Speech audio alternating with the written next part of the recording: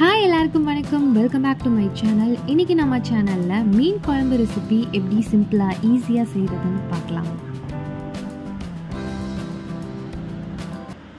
மீன் குழம்பு செய்கிறதுக்காக நான் 2 மீடியம் சைஸ் வெங்காயத்தை பொடியாக கட் பண்ணி எடுத்திருக்கேன். 3 மீடியம் சைஸ் தக்காளியை அரைச்சி எடுத்து வச்சுருக்கேன். 2 பெரிய பச்சை மிளகா, 10 பல் பூண்டு, ஒரு கொத்து கருவேப்பிலை இலை, கொஞ்சமாக வெந்தயம் எடுத்து வச்சுருக்கேன். அரை மூடி தேங்காயிலேருந்து தேங்காய் பால் எடுத்து ஒரு பாத்திரத்தில் வச்சுருக்கேன். 2 டேபிள் ஸ்பூன் குழம்பு மிளகாய்த்தூள், 1 டேபிள் ஸ்பூன் மிளகாய்த்தூள், 1/4 டீஸ்பூன் மஞ்சள் தூள், 1 டீஸ்பூன் சீரகத்தூள், 1 டேபிள் ஸ்பூன் தனியாத்தூள் எடுத்து வச்சுருக்கேன். இது கூடவே நான் ஒரு எலுமிச்சம்பழ சைஸ் புளியை எடுத்து ஊற வச்சு புளி கரைசல் எடுத்து ஒரு பவுலில் வச்சுருக்கேன்.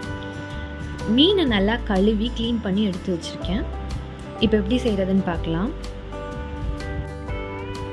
ஒரு அகலமான பாத்திரத்தில் அரைச்சி வச்சுருந்த தக்காளியை சேர்த்துக்கிறேன்.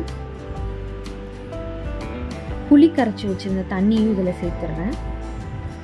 கூடவே மசாலா, தேவையான அளவு உப்பும் ஆட் பண்ணிக்கிறேன்.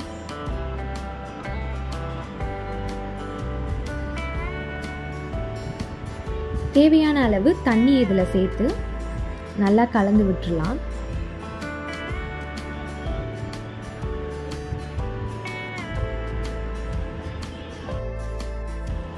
ஒரு கடாயில் 3 ஸ்பூன் ஆயில் ஊற்றிக்கிறேன். ஆயில் நல்லா ஹீட் ஆனதுக்கு அப்புறமா எடுத்து வச்சிருந்த வெந்தயத்தை அதில் சேர்த்துக்கிறேன். கூடவே 10 பல் பூண்டையும் சேர்த்துக்கிறேன்.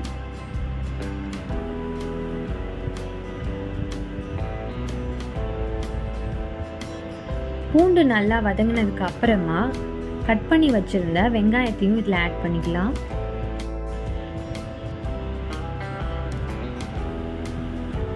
வெங்காயம் நல்லா கலர் சேஞ்ச் ஆகுற வரைக்கும் அதை நம்ம நல்லா வதக்கணும். இப்போ நல்லா கலர் சேஞ்ச் ஆயிடுச்சு. இந்த ஸ்டேஜில் இருக்கும்போது நம்ம கலந்து வச்சிருந்த அந்த மசாலா தண்ணியெல்லாம் இதில் சேர்த்துக்கலாம். எடுத்து வச்சுருந்த 2 பச்சை மிளகாவை இதில் சேர்த்துக்கிறேன். கொஞ்சமாக கருவேப்பிலையும் சேர்த்துக்கலாம். இப்போ லைட்டாக இதை கலந்து விட்டுக்கிறேன். ஒரு கொதி வர வரைக்கும் கடாயை நம்ம மூடி வச்சுக்கலாம்.